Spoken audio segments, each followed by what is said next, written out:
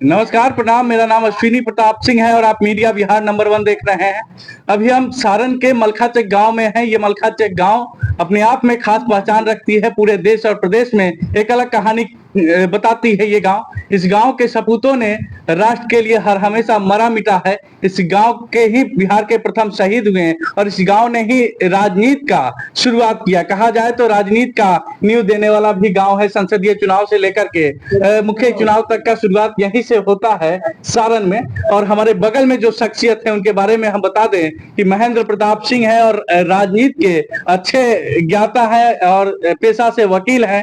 और उनके बगल में जो है अजय कुमार सिंह है, जो समझिए कि पंचायत राजनीति से लेकर के जिला की राजनीति में एक अच्छे पकड़ रखने वाले शख्सियत हैं। तो इन लोगों से जानने का प्रयास करेंगे और युवा वर्ग में भैया हैं और सबको इसे जानने का प्रयास करेंगे कि क्या स्थिति परिस्थिति और मलखाचक गांव किसके पक्ष में वोट कर रहा है। क्योंकि बाहर देखिएगा भीड़ तो हजारों की संख्या में लोग यहाँ मौजूद हैं और वोट करने के लिए लाइन में कतार में महिलाएं खड़ी है स्कूल प्रांगण में। और तमाम चीजों को हम दिखाएंगे। सबसे पहले चाचा जी, मीडिया बिहार पे आपका स्वागत। धन्यवाद। क्या लग रहा है आपके गांव, पैतृक गांव जो राष्ट्र के लिए हर हमेशा समर्पित रहा, जिस गांव में मोहन भागवत आते हैं और कहते हैं कि ये क्रांतिकारियों का तीर्थ स्थल है, तो ये क्रांतिवीरों का गांव का समीकरण किसके पक्ष में जा रहा है? ये गांव देश से अलग नहीं है।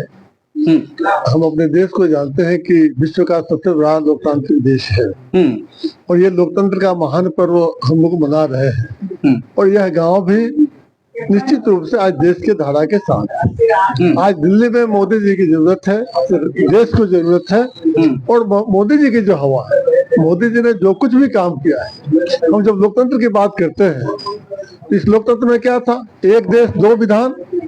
इस कलंक को धोने का काम मोदी जी ने किया। आप लोकतंत्र की बात कर रहे हैं और कांग्रेस पार्टी के नेता और इंडिया गठबंधन के नेता कहते हैं कि लोकतंत्र खतरे में है।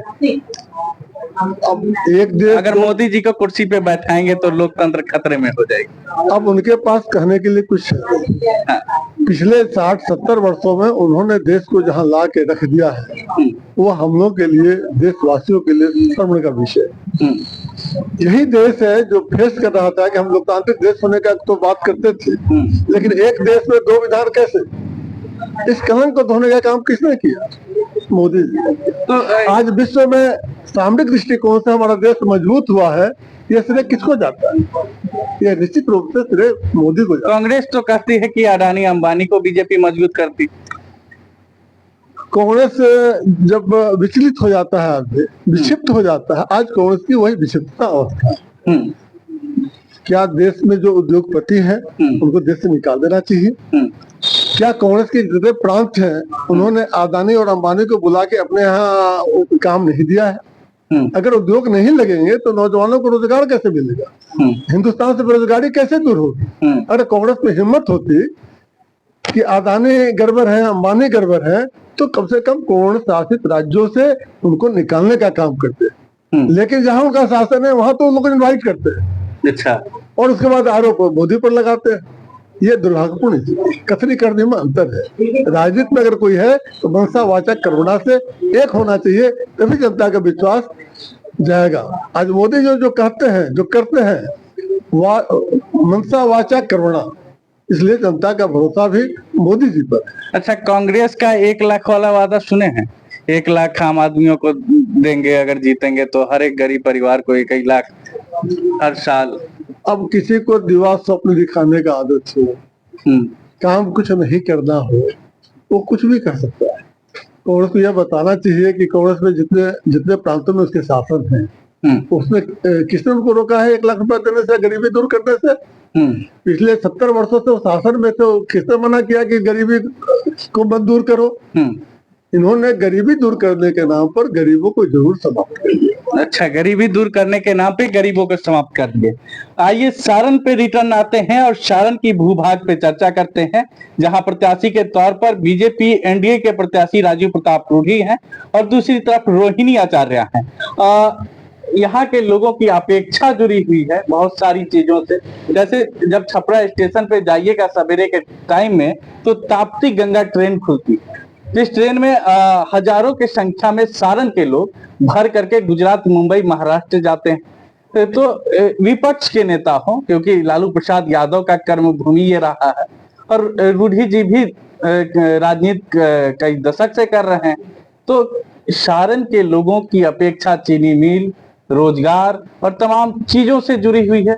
तो उस स्थिति में सारण के लोग क्या आधार बना करके वोट करेंगे? इससे आज जो वोटिंग हो रहा है, आधार क्या होगा सारण के लोगों का? सारे प्रश्नों का जवाब अभी आपने जो रखा है उसमें मिल जाता है। अगर आज बड़हरा चीनी मिल बंद है, इसके लिए जिम्मेदार कौन है? लालू प्रसाद यादव। अगर मोटर में मिल बंद है तो जिम्मेदार कौन है? पिछली सरकारें जिम्मेदार है, जो कांग्रेस और लालू सरकार की रही है। जनता तो पूछती है कि रूढ़ी जी क्या किए हैं? जिम्मेदार तो चलिए वो हैं, रूढ़ी जी ने क्या किया? रूढ़ी जी को जब मौका मिलेगा तब रूढ़ी जी निश्चित रूप से करेंगे। रूढ़ी जी बिहार का, आपने शायद मढ़ौरा का एक वीडियो देखा होगा रूढ़ी जी का, जिसमें एक युवा सवाल पूछते हुए नजर आते हैं कि पिछली बार आपने कहा था कि अगला चुनाव में आएंगे तो इसी चीनी मिल से चाय पीकर जाएंगे। रूढ़ी जी का वादा रहा होगा।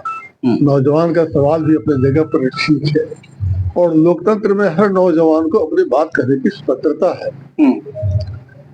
रूढ़ी जी ने प्रयास किया कि नहीं किया, इस पर हमको विचार करना चाहिए। रूढ़ी जी ने बजाबते उस दिशा में प्रयास, एम्बुलेंस चोर उनको बता दिए। विपक्ष पप्पू यादव का कांड आप तो देखे होंगे, जाकर के एम्बुलेंस को दिखाते हैं। कोरोना काल में पूरा एम्बुलेंस खड़ा था, पूरा एम्बुलेंस का पूरा मतलब 20-25 एम्बुलेंस खड़ा था और उस चीज को पप्पू यादव दिखाते हुए बहुत सारा सवाल रूढ़ी जी पे दागते हैं। उस चीज को तो देखे होंगे और उसके बाद पूरा विपक्ष एम्बुलेंस चोर बताने लगती है इनको। लोकतांत्रिक अधिकार है। लोकतंत्र में जो लोकतांत्रिक मर्यादा है उस सीमा का पालन सबको करना चाहिए। पप्पू यादव जी आते हैं, कुछ एम्बुलेंस अगर है उसको दिखा के सीधा उन्होंने कह दिया कि एम्बुलेंस चोर।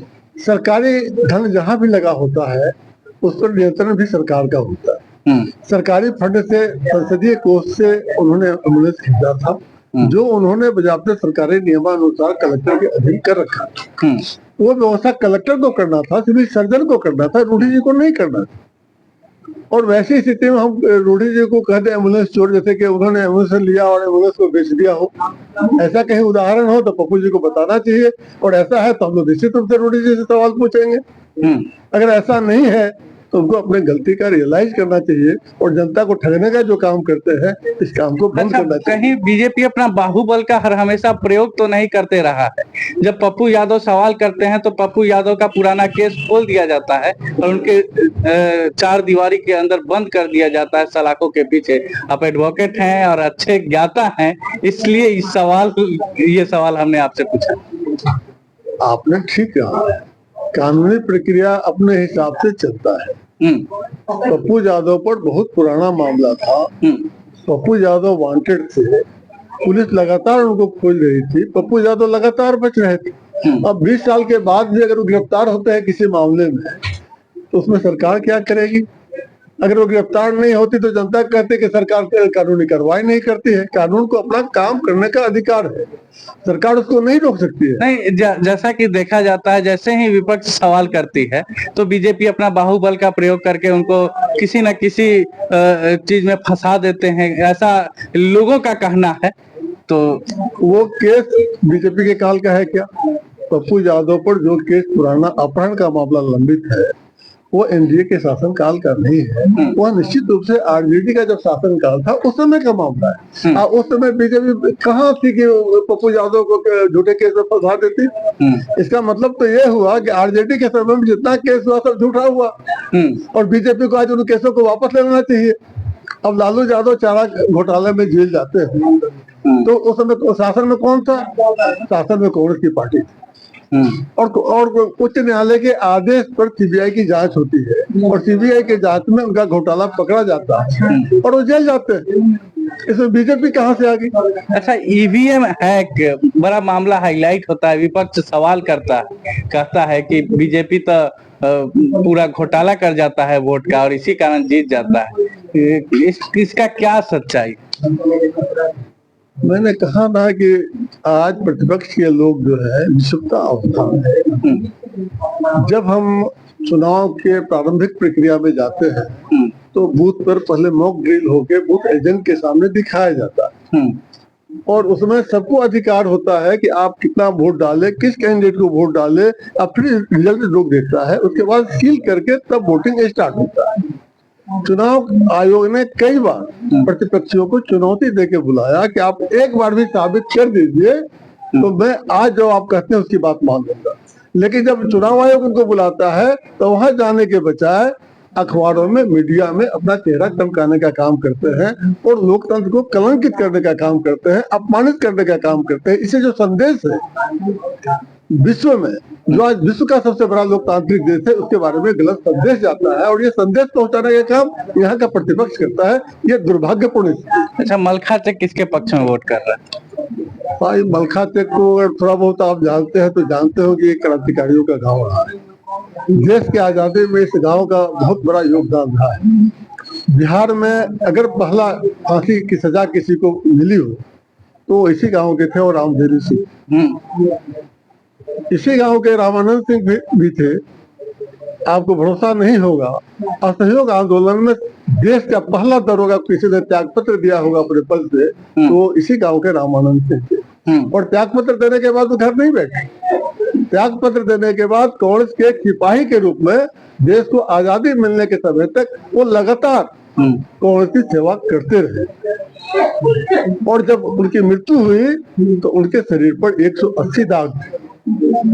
बराबर यातना सही, लेकिन अंग्रेजों के सामने कभी उन्होंने अपना सर नहीं झुकाया। किसके पक्ष में वोट जाएगा फिर? आज यहाँ जो पक्ष है निश्चित रूप से पूरा देश मोदी जी के साथ है। यहाँ के लोग भी मोदी के साथ है।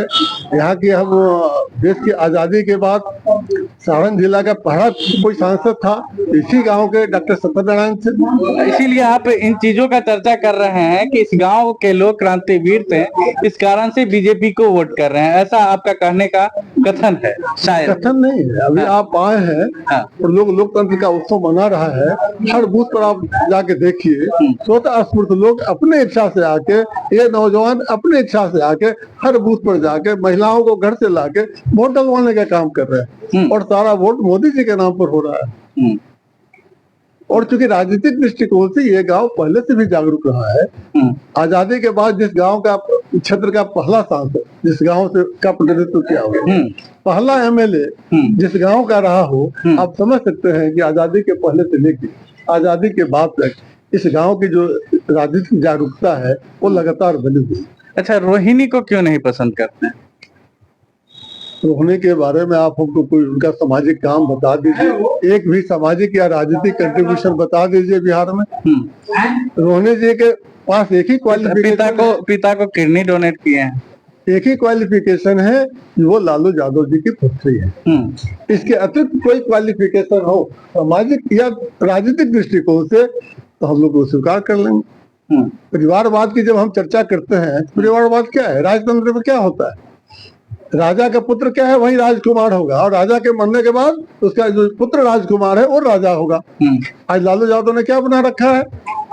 अच्छा, चलिए, रोहिणी को परिवारवाद की राजनीति में आप समेट दिए और बोल रहे हैं इस कारण से समर्थन नहीं दे रहे हैं, ठीक है। लेकिन उस जगह पे सारण का कोई बेटा होता है, मान लीजिए जितेंद्र राय होते, चाहे कोई आम आदमी को खड़ा कर दिया गया होता, तब क्या आप राजद को सपोर्ट करते हैं? भाई, लोकतांत्रिक व्यवस्था में हमको पूरा का पूरा अधिकार है और जनता को अधिकार है कि उसके सामने जो प्रत्याशी चुनाव के मैदान में प्रत्याशी और दल, वो दल की जो उपलब्धियां हैं, प्रत्याशी का जो चरित्र है, प्रत्याशी का जो सामाजिक और राजनीतिक कंट्रीब्यूशन है, उसके तराजू के पलड़ा पर लोग तौलते हैं और उसके बाद मतदान करते हैं। और यहाँ सारे कामों का आप विश्लेषण करेंगे तो वो पलड़ा मोदी जी के पक्ष में झुका हुआ है और उसी के साथ पूरा गांव भी। मोदी जी और रूडी जी के पक्ष में पूरा गांव है। हमारे बगल में जो शख्सियत हैं अजय सिंह जी, उनसे भी बातचीत करते हैं और राजनीति प्रखंड से लेकर के जिला की राजनीति का अच्छा पकड़ रखने वाले शख्सियत हैं। तो क्या लग रहा है चाचा जी, क्या स्थिति परिस्थिति है? यहाँ पे स्थिति स्पष्ट है। राजीव प्रताप रूडी जीत रहे हैं। वोट पर जो मानी कि सारे लोग गांव के महिला पुरुष वृद्ध सब लोग जिस तरह से श्रद्धा से आकर के लाइन लगा के वोट गिरा रहे हैं, ऐसा बताया जाता है कि एक कमेंट भी आया था हमारी वीडियो पे, मलखाचक का एक वीडियो हमने बनाया तो कहा कि सवर्णों का गांव है इसीलिए बीजेपी को वोट कर रहे हैं। आप क्या सोचते हैं? नहीं नहीं, इस गांव में हर जाति के लोग हैं और सब जाति के लोग मिल करके रूढ़ी को वोट दे रहे हैं। केवल मुसलमान भी यहाँ के मोदी जी के नाम पर वोट कर रहे हैं। मुसलमान भी वोट कर रहे हैं। ये आपको आश्चर्य होगा, माई समीकरण कहा जाता है कि यादव और मुस्लिम जो वोट है आरजेडी के साथ है, लेकिन इस गांव में आपको उदाहरण मिलेगा कि यहाँ का जो मुसलमान है मोदी जी के साथ है, मोदी जी के नाम पर राजीव प्रताप रूडी को वोट दे रहा है और स्वतः स्फूर्त है। वो लोग खुद आए हैं, लाइन में लगे हैं, उन्होंने सबसे आग्रह भी किया है कि भाई हम तो दे ही रहे हैं और आप लोग भी मोदी जी के नाम पर रूडी जी को वोट दीजिए। अच्छा, यानी कि जात पात का वोट यहाँ नहीं है? नहीं, यहाँ जात पात पर नहीं हो रहा है, यहाँ मोदी जी और रूडी जी के नाम। अच्छा, जीतेंगे अगर मोदी जी रूडी जी तो आपकी अपेक्षा क्या रहेगी आपके गांव, आपके जिला और आपके प्रखंड के लिए? नहीं, हम लोगों का अपेक्षा है विकास, और इस गांव को ये ऐतिहासिक ग्राम है, यहाँ रूडी जी आश्वासन दिए हैं विकास करने के लिए, गंगा किनारे माने कि पटना के तरफ पथवे बनाने के लिए, और इस गांव में और तरह का विकास करने की बात कही गई है। रूडी जी आश्वासन दिए हैं, करेंगे भी, भरोसा है लोगों को। रोजगार और स्वरोजगार के लिए क्या मन में लालसा है? जब युवा वर्ग को देखते होंगे बाहर में खटनी करता है, जब सर पे गिट्टी बालू ढोता है गुजरात पंजाब में, तो दर्द तो होता होगा। आप एक स्वर्णिम बिहार को देखे हुए हैं, उस जमाने को देखे हुए हैं जब जमींदारी हुआ करती थी और कोई कमी नहीं थी बिहार के लोगों के पास में, और आप लोग शायद कभी गुजरात, मुंबई, महाराष्ट्र जाने की जरूरत भी नहीं पड़ी होगी। तो आप क्या सोचते हैं जब युवा वर्ग उस स्थिति में रहता है तो उस युवा वर्ग के लिए यहाँ के राजनेता को क्या करना चाहिए और क्या होना चाहिए उस चीज के लिए बताइए? शिक्षा का विकास होना चाहिए और रोजगार की व्यवस्था होनी चाहिए। जब शिक्षा का विकास होगा तो स्वतः रोजगार की व्यवस्था लोग भी कर लेंगे और सरकार भी अगर व्यवस्था करेगी लोग खुश ज्यादा रहेंगे। यानी कि शिक्षा की व्यवस्था कमजोर है? नहीं, कमजोर नहीं है, लेकिन और होना चाहिए। यानी कि डिजिटल बताया जाता है पीएम मोदी के माध्यम से KYP और क्या क्या स्वरोजगार के लिए योजनाएं लाई गई है, सारण में सक्सेस नहीं है ना? सक्सेस तो है ही, उसको धरातल पर लाना चाहिए, उसको धरातल पर लाने की जरूरत है। वो हम लोग उम्मीद कर रहे हैं रूडी जी धरातल पे नहीं है, यानी ना रूडी जी से उम्मीद कर रहे हैं कि अगले जो 5 साल उनका होगा उसको धरातल पर उतारेंगे। हाँ, लोगों को भरोसा है उन पर। रूडी जी धरातल पर जहाँ पे ऐसी योजनाएं नहीं है वहां पे इस प्रकार की योजनाएं लाने की जरूरत है, चाचा जी का कहना है। बाकी यहाँ के युवा वर्ग हैं और युवाओं से भी बात करने की जरूरत है। भैया थोड़ा सा आगे आ जाइए। जयराम सिंह इनका शुभ नाम है और खास युवा है तो युवा का दर्द तो समझते होंगे, कष्ट तो समझते होंगे। तो क्या मन में युवाओं के लिए आपका मन में भाव है और नेताजी के लिए क्या मैसेज है और क्या अपेक्षा करते हैं जीतने के बाद रूडी जी से? आपका वोट रूडी जी को जाएगा ना? एकदम 100%। हाँ, तो क्या अपेक्षा है? रूडी जी को जाएगा, मोदी जी को जाएगा। हम तो पहले मीडिया बिहार को बहुत बहुत धन्यवाद देना चाहते हैं और हम अपने अभिभावक लोगों को धन्यवाद देना चाहते हैं। हमारे अभिभावक पूर्व से ही सबसे आगे रहे हैं और हम उनके पीछे रहे हैं, आगे भी रहेंगे, सब दिन रहेंगे, उनके पीछे चलेंगे ताकि उनकी मार्गदर्शिता में हम लोग उनके पीछे पीछे चले और हमारा समाज, हमारा गांव, हमारा परिवार विकसित हो। तो विकसित होने के लिए किस प्रकार की योजना लाने की जरूरत है? जब आप तो युवा हैं, युवाओं को देखते होंगे बाहर में खटनी करने जाता है, 6-6 महीना, साल भर, 2-2 साल पे गांव वापस आता है और एक माई एगो भाई के सीना में दर्द रहता है कि हमारे भाई के कुछ ना हो जाए, हमारे बेटा के कुछ ना हो जाए। कितना मैसेज आता है और रूडी जी कहते हैं कि हम विदेश से लाश मंगवाते हैं और ऐसी सुविधाएं शायद कोई सांसद दिया ही नहीं, तो विदेश भेजने की आवश्यकता क्या है, इस पे बताइए हमको। देखिए, हमारा गांव शिक्षित गांव है और हम चाहते हैं कि जो थोड़ी सी त्रुटि है शिक्षा में उसको पूरा किया जाए और युवाओं को जहां जितना हो सके आगे बढ़ाया जाए जिससे यहाँ का विकास हो। युवाओं को आगे बढ़ाने की जरूरत है एकदम। तो नेताजी लोग जो 10 साल में रूढ़ी जी ने किया युवाओं के लिए, क्या कुछ किया बताइए युवा के लिए, और आगे 5 साल बाद क्या करेंगे? कोई वादा ऐसा किए हो उन्होंने कोई ऐसा वादा किया है क्या युवा के लिए, जो खास युवा वर्ग के लिए किए हो, बताइए। युवा वर्ग के लिए उन्होंने जो भी वादा किया है या आगे उनकी जो भी इच्छा होगी करने की वो करे। हम लोग चाहेंगे कि तो आप किस आधार पे वोट कर रहे हैं? हम तो शिक्षा के आधार पर वोट कर रहे हैं कि जितना हो सके यहाँ शिक्षा बढ़े। शिक्षित गांव है मेरा, और भी शिक्षा बढ़े, यहाँ विकास हो। तो शिक्षा की बात तो तेजस्वी यादव भी करते हैं, कहते हैं कि हम नौकरी दे दिए। आप किनका नाम ले लिए? वो खुद ही शिक्षित नहीं है, 8वीं पास या 7वीं पास है, माफ कीजिएगा। वो तो खुद ही पढ़े लिखे। तो ऐसा उदाहरण हो गया कि कोई क्रिमिनल हो और वो लॉ एंड ऑर्डर के बारे में शिक्षा देता हो। तेजस्वी के मुख से अगर शिक्षा की बात होती है तो किसी को भी हंसी ही आती है। लालू जी क्या करते रहे? चरवाहा विद्यालय खोलते रहे। आज जो खुद शिक्षित नहीं है वो शिक्षा की बात कर रहा है। ये ऐसी बात है कि कोई क्रिमिनल लॉ एंड ऑर्डर की बात करे, वो दिन भर रात भर क्राइम करता है। सुनते हैं कि मलखाचक में लाठी डंडा चलवा दिया जाता था राजपूतों के ऊपर लालू प्रसाद यादव के रीजन में। हाँ, चलवा दिया जाता था और उसमें हम लोगों पर केस भी हुआ था। और केस का माने कि निष्पादन हुआ करीब करीब 15 साल में। और रूढ़ी जी का ही इलेक्शन था उस समय। लालू जी यहाँ लाठी चलवाए थे, उनका पुलिस लाठी चलाया था अंधाधुंध। गोरी गोरी कलाइयों को हरी हरी खेतों में देखना चाहते हैं, ये लालू प्रसाद यादव का एक हम बड़े बुजुर्गों के माध्यम से सुने हुए हैं कि उन्होंने एक भाषण में ये भाषा का प्रयोग किए थे। गोरी गोरी कलाइयां का अर्थ क्या है? देखिए, लालू जी ने जो ध्रुवीकरण किया वो ध्रुवीकरण प्रारंभ से ही जातीय ध्रुवीकरण था। पिछड़ा अति पिछड़ा के नाम पर अपर कास्ट को गाली दे के पिछड़ा अति पिछड़ा का सब दिन ध्रुवीकरण करते थे। लेकिन आज के डेट में जो पिछड़ी जाति है, अति पिछड़ी जाति है, सबको पता लग गया कि उनका कोई बड़ा शत्रु है, तो वो शत्रु लालू यादव ही है। आप उदाहरण भी जानना चाहेंगे तो उसके बारे में मैं एक एक उदाहरण दूंगा।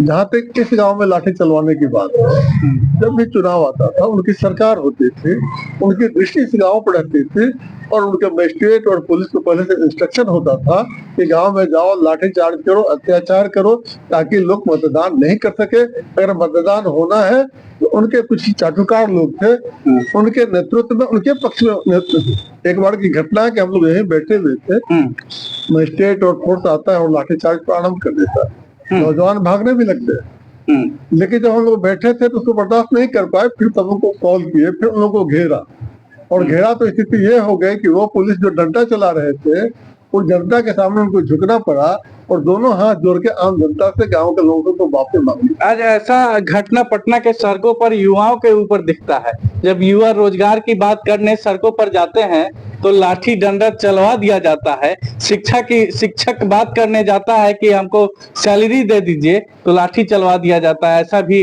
आप तो पटना में रह रहे हैं, आप तो हर हाल देख रहे होंगे। सांसद विधायक तक को नहीं छोड़ा जाता है। इस पे क्या कहेंगे?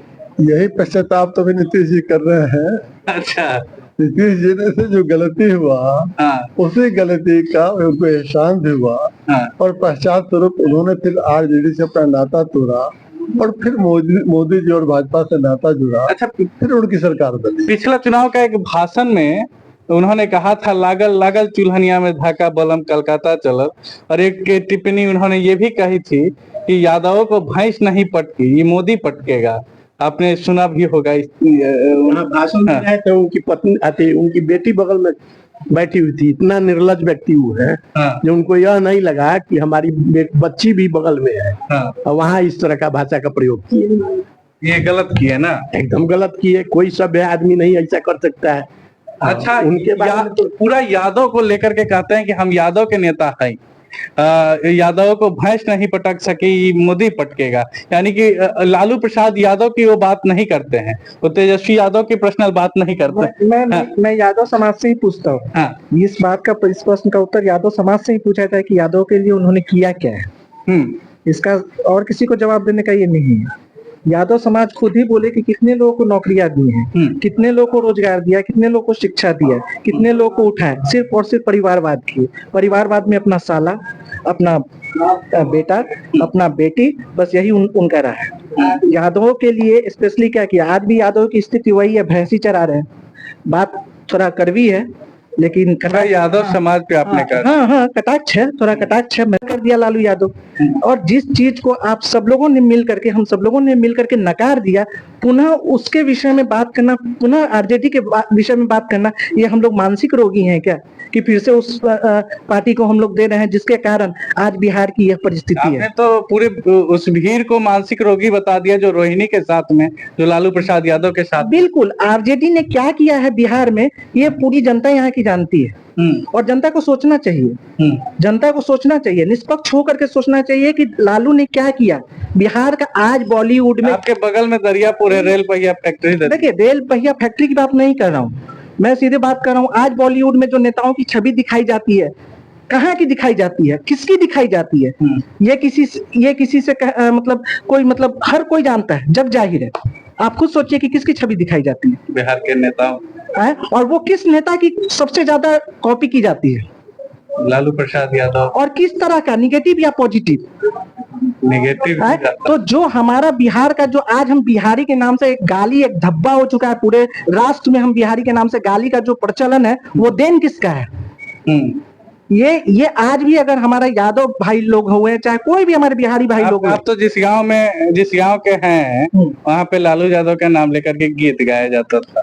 देखिए, वो समय अलग था। वो तो केजरीवाल को भी लोग क्या कहता है, शुरू में क्या कहता है, ये हुआ। वो समय आदमी पहचान नहीं था, लेकिन जब पहचान हुई तो ये गांव उसको फिर विरोध किया। जो आप चर्चा कर रहे थे वो जयप्रकाश आंदोलन की उपज थी।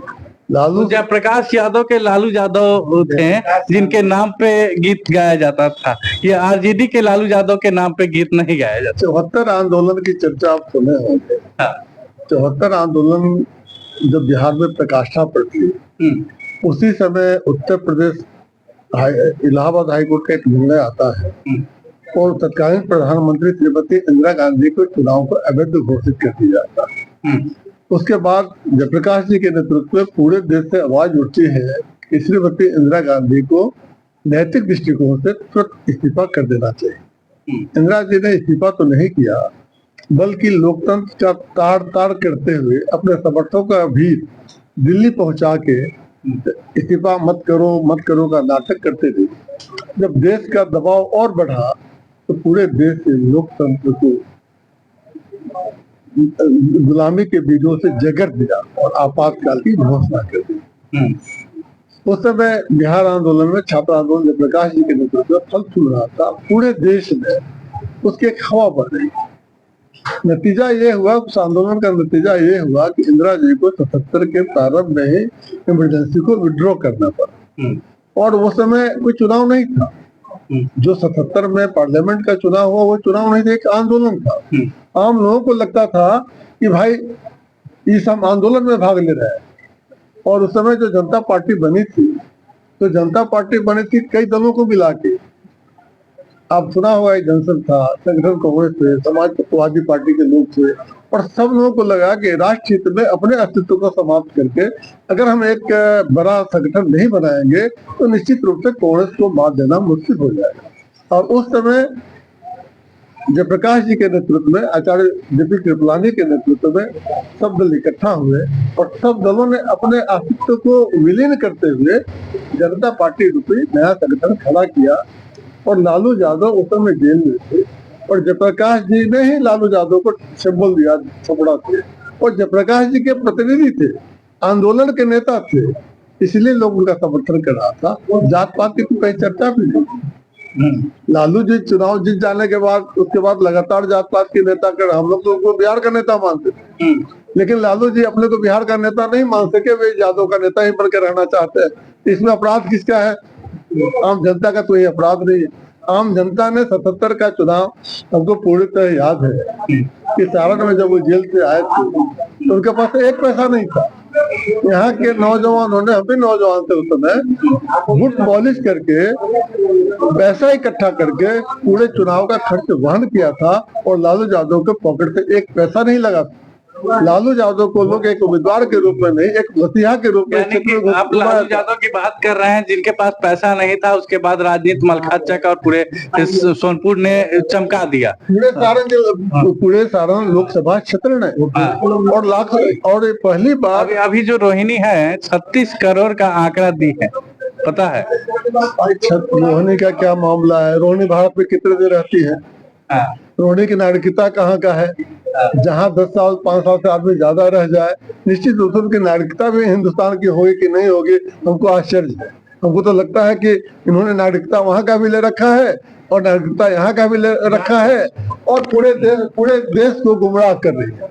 आखिरी सवाल हमारा, राम मंदिर बना, राम मंदिर में सब कोई कह रहा है कि योगी जी और पीएम मोदी ने राम मंदिर बनवा दिया, लेकिन वहां पे कुछ कमियां रह गई, शायद हमें फील होता है वो जो कमी है, जितने क्रांतिवीर थे जो मंदिर के लिए शहीद हुए, लगभग 500 वर्षों का लड़ाई था और अनेकों युवा अपनी जान की बाजी उस मंदिर के लिए दिए हुए हैं, तो उनका न तस्वीर कहीं लगी ना फोटो लगी। चर्चा तो बहुत जगह होता है, लेकिन मंदिर प्रांगण में ही, चाहे अगल बगल कोई दीवार पे तमाम युवाओं का चलचित्र छाप देना चाहिए था। बीजेपी का ये बहुत बड़ा कमी है, जिससे शायद नाराजगी हो सकती है पूरे देश में। आपका कहना बिल्कुल ठीक है। राम मंदिर एक प्रतीक है सांस्कृतिक राष्ट्रवाद की रक्षा का। जब हम राम की चर्चा करते हैं, रामचरितमानस की चर्चा करते हैं, वह एक कोई धार्मिक ग्रंथ नहीं है। जो भारत की सनातन स्थिति है हमारी, उस सनातन स्थिति की व्याख्या है। एक जीवन की, सामाजिक जीवन की जो मर्यादा है, एक राजा का एक प्रजा के साथ क्या संबंध होना चाहिए, एक पिता का पुत्र के साथ क्या संबंध होना चाहिए, एक पति का पत्नी के साथ क्या संबंध होना चाहिए, एक भाई का भाई के साथ क्या संबंध होना चाहिए, एक मित्र का मित्र के साथ क्या संबंध होना चाहिए, ये आज भी अनुकरणीय है हर समाज की, सांस्कृतिक रूपरेखा तय करती। दूसरी बात अगर आप लेंगे, हम आत्मविश्वास नहीं करता है, उसे एक और संदेश है।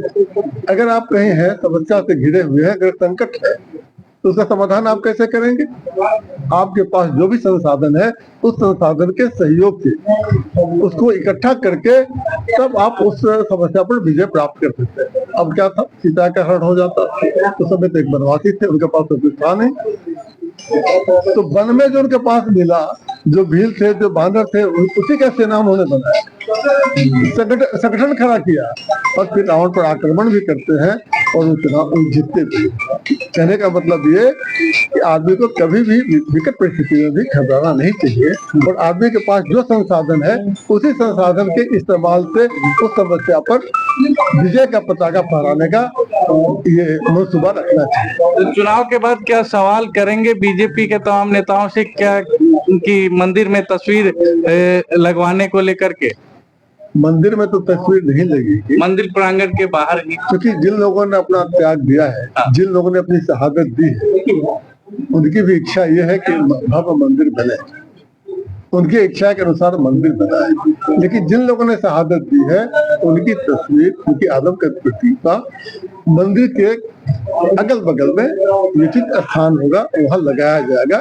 ऐसी योजना है मंदिर निर्माण समिति की योजना। अच्छा, ये इसमें सरकार का कोई मामला नहीं है। मंदिर का निर्माण भी है, कोई सरकार का पैसा, एक भी पैसा नहीं लगा, ये हिंदुस्तान के आम नागरिकों का पैसा है। उसी पैसा से मंदिर का निर्माण हुआ है और आगे भी निर्माण होगा। मोदी जी का हम लोग इसलिए शुक्रगुजार हैं कि मोदी जी ऐसे प्रधानमंत्री थे जो सारा मामला सुप्रीम कोर्ट तक लंबित था, सरकार ने अपनी नीति स्पष्ट की, जिसके वजह से सुप्रीम कोर्ट का फैसला हम लोग के पक्ष में हो पाया। नहीं, कांग्रेस की सरकार रहती तो फिर मामले को लटका के रखती और हम चाह के भी मंदिर नहीं बना पाते। यही स्थिति है।